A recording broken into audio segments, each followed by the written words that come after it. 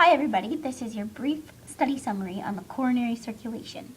So there are two major arteries that branch from the aorta.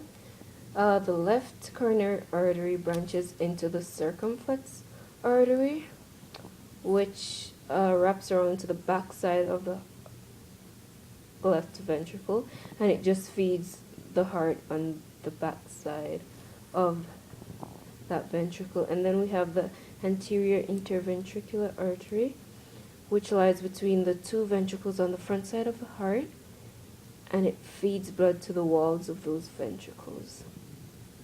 On the right coronary artery, it descends and becomes the right marginal artery.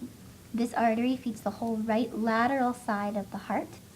The right coronary artery then wraps around to the back side of the heart, and the second branch is the posterior interventricular artery, and it feeds the posterior walls of the two ventricles. Then we have the cardiac veins.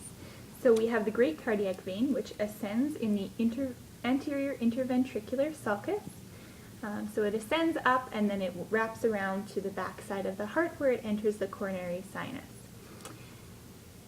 The small cardiac vein also begins on the front side of the heart and in the lower margin of the right ventricle, and it ascends up and goes into the atrioventricular sulcus, so between the atrium and the ventricle, and wraps around to the backside of the heart. Finally, we have the middle cardiac vein, which ascends in the posterior interventricular sulcus and enters the coronary sinus. And the coronary sinus ends as an opening into the right atrium. The end.